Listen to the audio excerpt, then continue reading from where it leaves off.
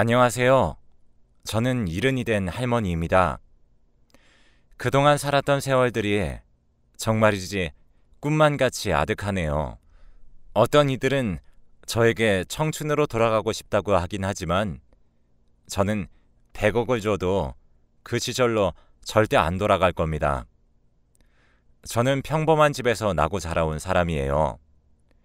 그때 당시를 사셨던 분들은 알겠지만 여자들이 선택해서 결혼하고 말고 이런 문화가 아니었기 때문에 어린 19살에 나이 차이가 10살이나 나는 남편과 얼굴 한 번 보고 결혼했죠.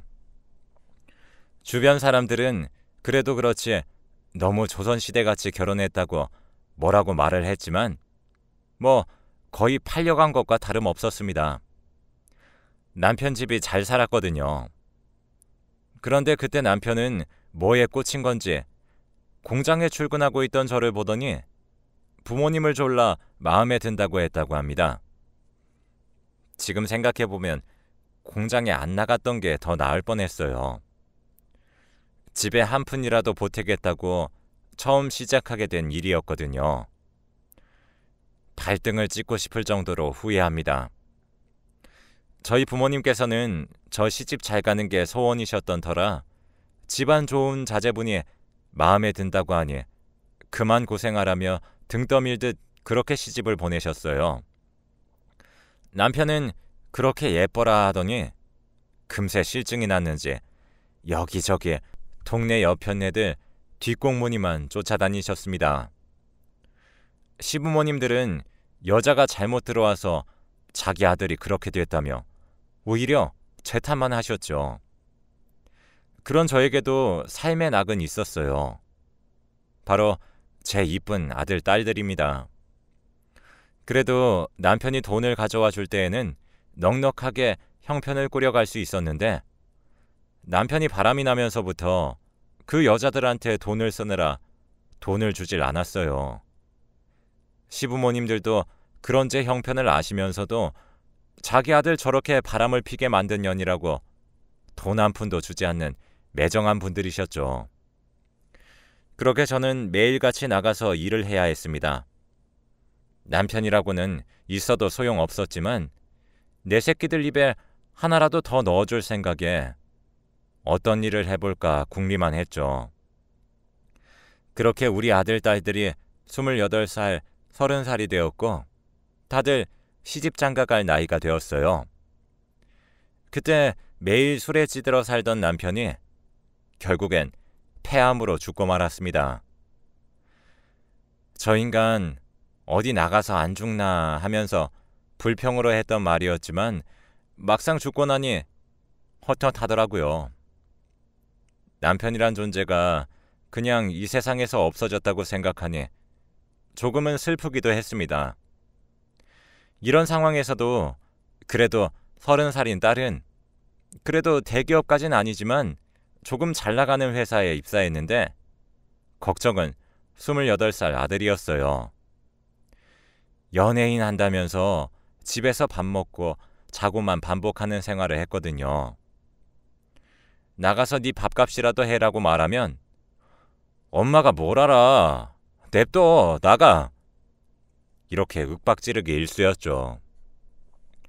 혹시나 더 엇나갈까봐 일할 때 되면 어련히 일하려니 하고 그냥 오냐오냐 하며 넘어갔어요.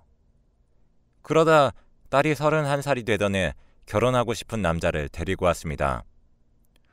집안도 학력도 그냥저냥 평범한 집안이었습니다. 저희 집안도 별 볼 일 없기도 하고 워낙 사윗감이 싹싹하고 예의도 바르기에 너만 좋다면 괜찮다 하고 결혼을 시켰었죠. 그리고는 딸이 33살이 되던 해에 아이를 낳았습니다. 딸은 그때부터 저에게 은근히 집안일이며 잡다한 일들을 시키기 시작했죠. 산후조리로 끝날 줄만 알았던 딸 시중에 더 심해졌어요. 딸아이는 출산을 한 이후로는 다시 회사로 돌아가지도 않았는데 몸이 피곤하다며 아이의 육아, 빨래, 택배 찾는 일까지 저만 시켰어요. 저는 하루 종일 딸의 뒤치다거리만 했죠. 그렇게 5년을 허리가 빠지게 도와줬습니다. 그런데 이번엔 아들놈의 불만이 점점 더 심해졌는데 조금만 방황하다가 말 줄 알았던 아들의 방황은 36살이 되도록 계속됐습니다. 그러면서 저에게 자기 원룸에 와서도 청소해주지 왜 누나만 도와주냐며 불평을 하는 거 있죠. 그렇게 딸네 집도 아들네 집도 돌보던 어느 날 아들놈이 저한테 갑자기 그동안 모은 돈 있으면 빌려달라고 사정을 하는 겁니다. 저는 무슨 일이냐고 물었더니 최근에 길거리 캐스팅이 됐는데 일단 선입금 1,000만 원이 필요하다고 했습니다. 저는 믿을 만한 회사가 맞냐 했더니 아들은 되려 저에게 악을 지르며 바락바락 대들더라고요. 엄마가 여태까지 해준 게 뭐가 있어? 내가 알아서 다 알아본 거야. 빨리 돈 내놔. 하면서 거의 멱살까지 잡는 통에 무서워서 1,000만 원을 줬죠. 그러던 아들은 이제 성공할 날만 남았다며 저에게 큰 소리치기 일쑤였습니다. 그런데 아들 회사 대표란 놈이 이상한 겁니다. 어디 조무래기 배역 몇 개 던져준 게 다면서 그 배역 따내기 위해 접대했던 돈, 수고비 등등의 명목으로 저희 아들의 돈을 뺏어갔어요. 저희 아들은 그럴 때마다 저에게 온갖 협박을 하더니 자식 앞길 더 안 망치고 싶으면 돈이나 내놔라 이런 막말까지 쏟아냈습니다. 사실 제가 이렇게 살았던 이유는 아들 말대로 제대로 된 뒷바라지를 못했던 탓도 있었다고 생각했기 때문이었습니다. 아들이 그런 말을 할 때마다 애미로서 지금이라도 해줄 수 있는 게 어디냐 하면서 그래도 조그마한 배역이라도 맡았다는 얘기 들을 때마다 정말 우리 아들도 성공할 수 있을까? 이런 조그마한 희망이 피었거든요. 그래서 저는 낮과 밤 새벽잠도 제대로 못 자가며 일을 해서 번 돈을 아들에게 갖다 바치고 딸에게는 온갖 집안일과 잡일을 해주며 이렇게라도 애미 노릇을 할 수 있다는 것이 마음이 편했습니다. 그러던 중 딸이 이혼을 하게 됐습니다. 사실 거의 예상했던 일이었어요.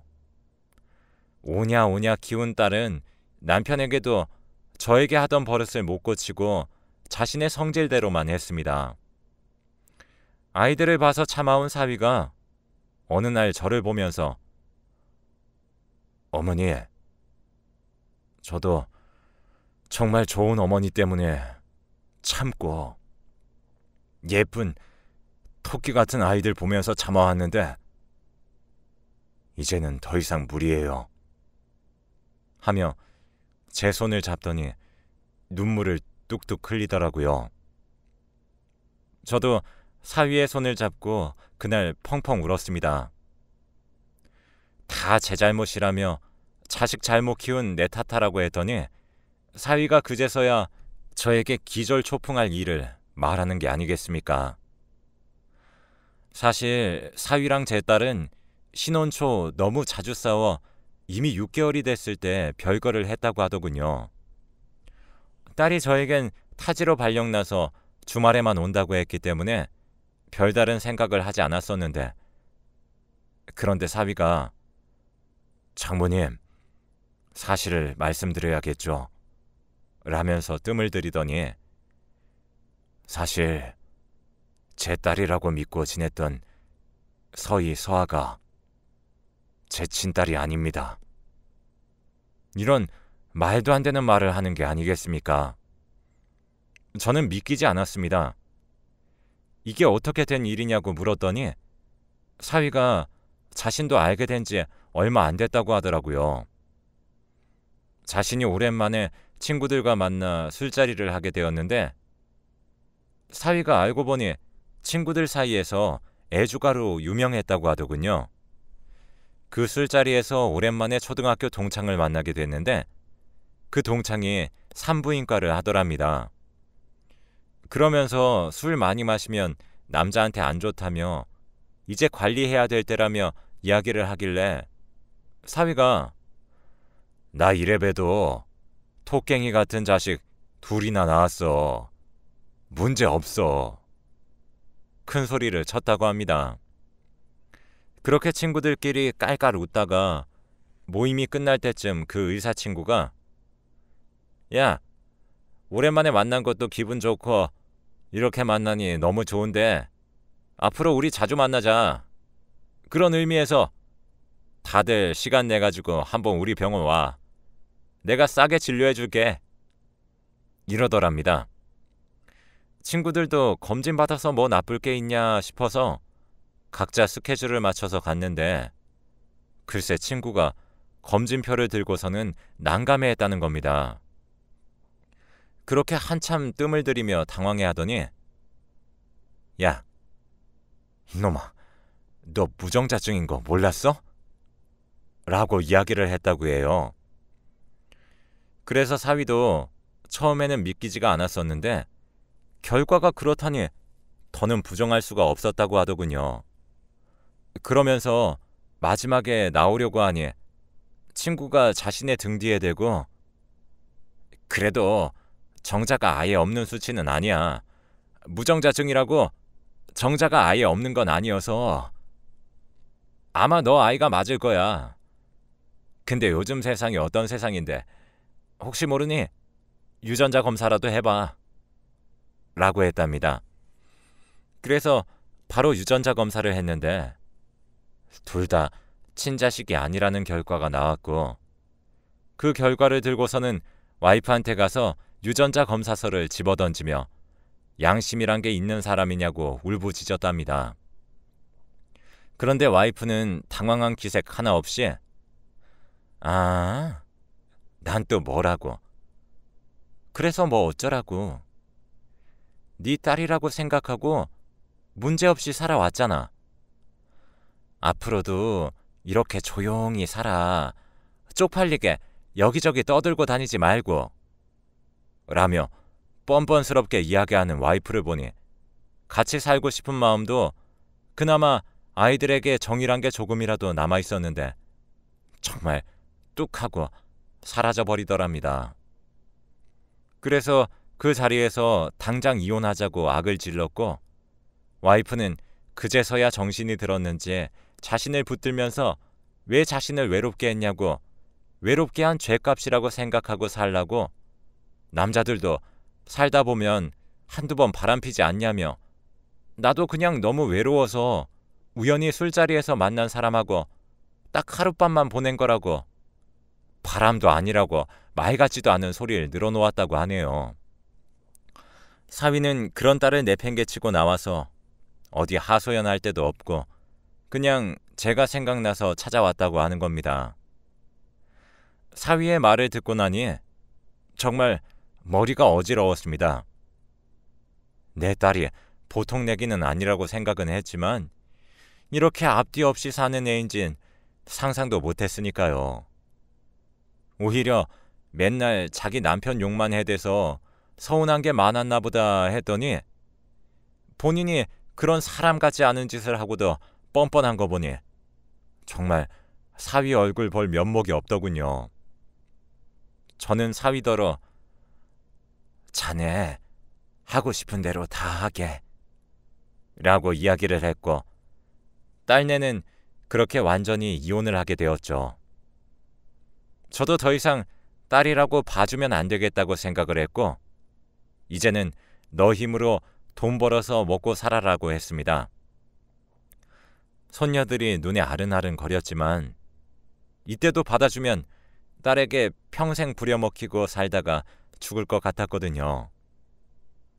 그렇게 저는 어머니 아버지가 남겨주신 주택이 하나 있었는데 그걸 팔고 딸과 아들이 찾을 수 없을 만한 산골 쪽에 조그마한 집 한 채를 사서 전원 생활을 즐겼습니다. 하루하루 산에서 나는 나물 먹고 동네 할머니들 소일거리 해드리며 받은 조그마한 돈으로 끼니를 때우며 나름 행복하게 살았어요. 그렇게 1년 정도 지나니 조금 삶에 대한 의욕도 생기고 체력적으로도 많이 회복이 되더라고요. 할머니들이랑 친해지면서 돈이 되는 과일들에 대해 듣게 되었고 큰 욕심 안 부리고 혼자서 농사를 짓다 보니 재미가 들리면서 욕심도 나기 시작했습니다. 제가 좀 깊은 산골에 살긴 했지만 전원 생활을 즐기러 오는 40대 부부들도 꽤나 많았어서 오며 가며 제 과일을 먹어보더니 꾸준히 주문하는 분들도 많아지더라고요. 그렇게 한 3년 정도 더 지내다 보니 직원도 5명 정도 생기고 과수원이 꽤나 커졌었습니다. 어느 정도 제 삶에 여유가 생기고 안정이 되니 딸과 아들이 생각이 났죠. 지금쯤이면 철이 좀 들었을까 하며 그리운 마음도 생기더군요. 그런데 이 마음을 어떻게 알았는지 어느 날 과수원에서 과일을 따고 있는데 웬 젊은 사람들이 찾아왔다고 하더군요. 나가보니 제 아들과 딸이었습니다. 그렇게 꿈에 그리워하던 손녀도 데리고 왔습니다. 그러면서 딸이 제 손을 잡고 눈물을 흘리더군요. 엄마, 내가 너무 고생시켰지? 미안해. 하며 눈물을 흘리는 걸 보니 이것들이 이제 철이 들었나 보다 생각이 들었죠. 그 뒤로 꾸준히 이렇게 시골을 찾아왔습니다. 그동안 딸과 아들의 이야기를 들으니 아들은 어느 정도 조연으로 자리를 잡아가는 중이었고 딸은 식당에서 고생해가며 일을 하게 되었는데 그때 엄마 생각이 많이 나더랍니다. 엄마가 이렇게 고생하면서도 애들을 돌봐주고 자신의 소일거리를 해줬다니 새삼 엄마의 위대함이 느껴졌고 사죄하고 싶은 마음이 들어 저를 찾게 됐다고 하더라고요. 애들 키우면서 일한다는 게 얼마나 힘든 줄 알기에 그렇게도 말리고 싶었었는데 오히려 그렇게 생활하면서 제 마음을 알아줬다고 하니 제가 너무 딸을 약하게만 봐왔나 싶었어요. 그러더니 두 아들 딸내미가 저에게 과수원에 일자리가 있으면 자기들 주면 안 되겠냐고 물어보더군요. 남의 손에 맡기느니 엄마도 우리가 도와주고 거들어주면 더 듬직하지 않겠냐고 하길래 저도 그 생각에 동의했고 그렇게 저희는 가족 과수원으로 이름이 알려졌습니다. 아이들이 오고 딱 1년이 되던 해였죠. 그리고 제 나이도 어느덧 63세가 되었습니다. 그동안 아이들이 과수원을 많이 도와줘서 과수원 규모도 2배 더 커졌어요. 그러다가 어느 날은 딸이 저를 딱 앉혀놓고 엄마, 이제 일 그만해.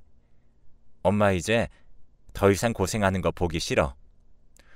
우리 오고 나서 과수원도 커졌고 나랑 동생이 더 열심히 해서 엄마 과수원 5배, 6배로 불릴게. 라며 눈물 짓는 게 아니겠어요. 그동안 아들, 딸 때문에 고생했던 날들이 한순간에 사르르 녹았습니다. 내가 말년에 복이 있으려고 그랬나 보다 싶었습니다.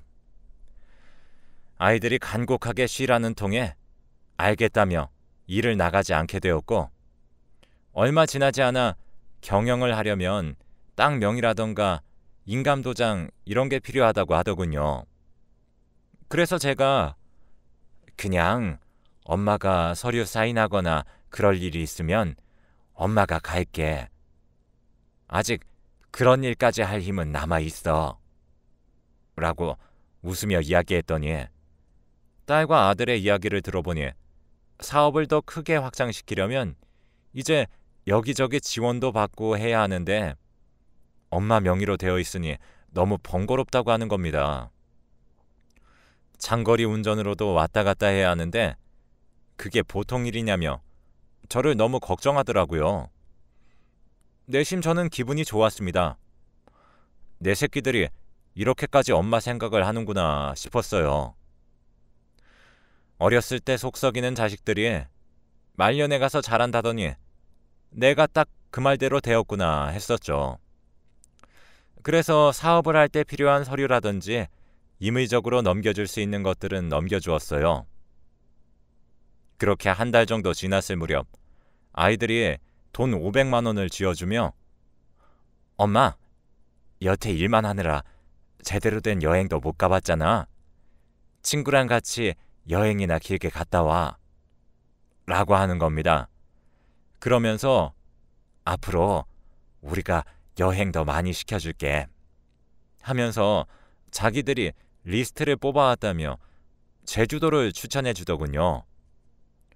한 달 정도 쉬다 오는 사람들도 많더라고 말을 하면서 돈 부족하면 우리가 더 보태줄 테니 갔다 오라는 성화에 저는 친하게 지내던 친구들을 불러 모아 한 달 정도를 제주도에서 보냈었죠.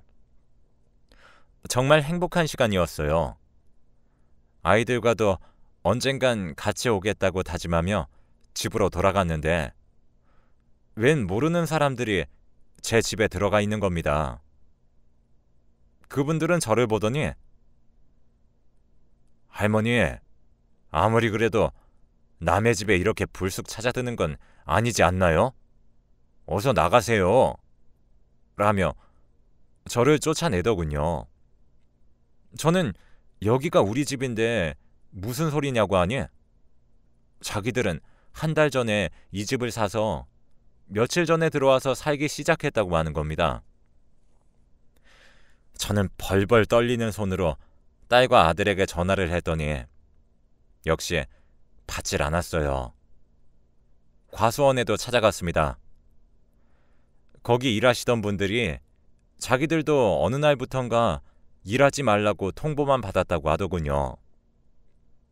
저는 주저앉아 대성통곡을 했습니다. 하루아침에 집도 땅도 다 잃어버린 거죠. 그렇게 밤늦게까지 바닥에 앉아 울다가 번뜩 생각이 난 게 있었습니다.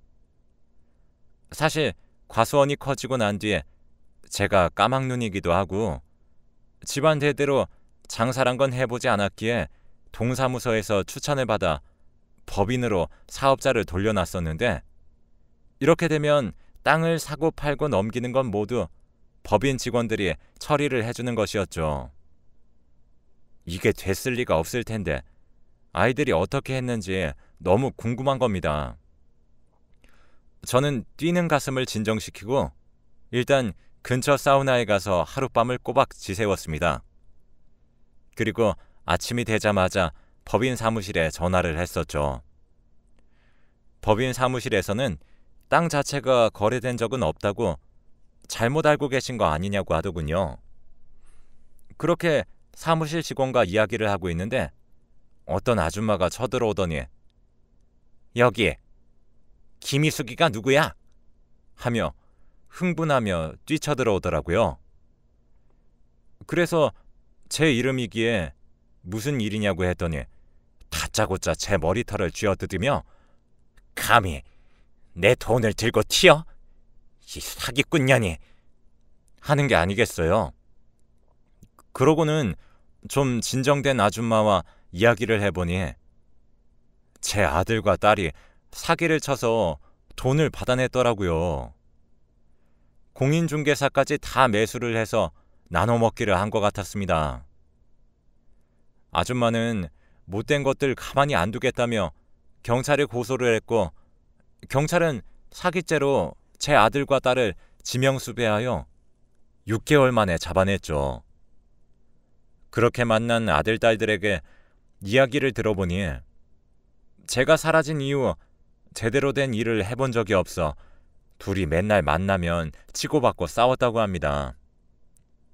아들도 대표에게 사기를 당했고 연기자의 꿈도 물거품이 됐다고 했죠. 그렇게 빚에 허덕이고 있는데 어느 날 자기 친구네 부부가 나 너희 어머니 본 것 같아 라고 이야기를 해주었다고 합니다. 그렇게 엄마인 걸 알게 되었고 자식이란 것들이 복수를 꿈꿨다고 하네요. 자기네들은 이렇게 빚에 허덕이고 있는데 엄마는 잘 먹고 잘 사는 게 배가 아팠다고 하네요. 그래서 그 땅이랑 모조리 다 팔아버리고 둘이 그 돈으로 사업을 해볼 요량으로 저에게 그렇게 1년 동안 순진한 척 굴었던 거고요. 그런데 이놈들도 못 배워먹은 놈들이라 법인 그런 건 모르겠고 공인중개사에게 물어보니 어쨌거나 본인들이 거래할 수 있는 땅이 아니란 것만 이해하고 나왔다고 하더라고요. 그래서 어쩔 수 없이 사기를 치게 된 거라며 다 엄마 때문에 벌어진 일이니 감옥도 인생 살 만큼 다 산 늙은 엄마가 들어가라며 악을 지르더군요.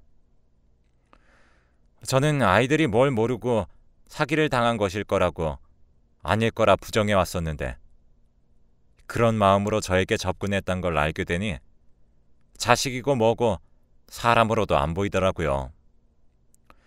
경찰에게 법대로 하라고 하면서 사기당한 그 아줌마에게도 절대 합의해주지 말라고 신신당부하고 나왔습니다. 며칠은 정신도 못 차리고 배신감에 치가 떨렸어요. 어느 정도 진정이 되었을 때 과수원에 한번 들렀었습니다. 허허벌판의 그 과수원을 몇 시간이고 허망하게 바라보며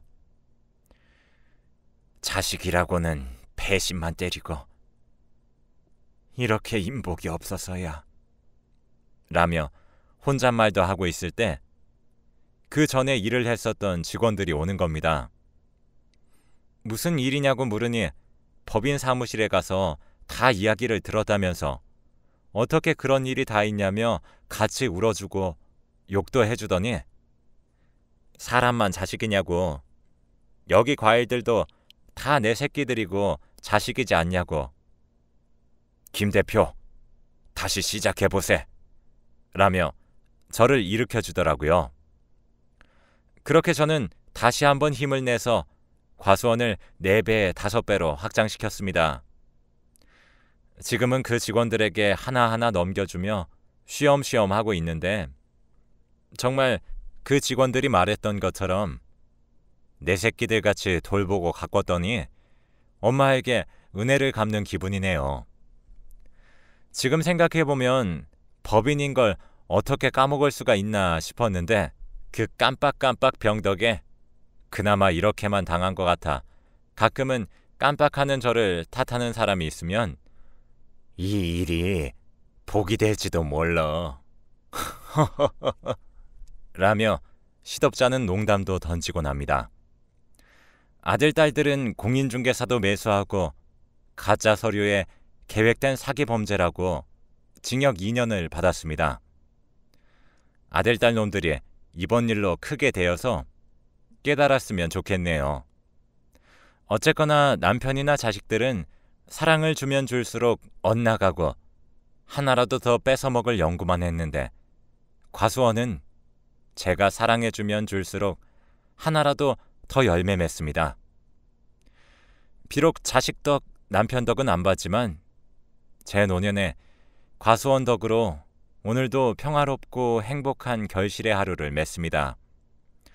여러분들도 제 사연 듣고 힘내시고 매일매일 열매 맺는 하루가 되길 이 노인네가 기도하겠습니다.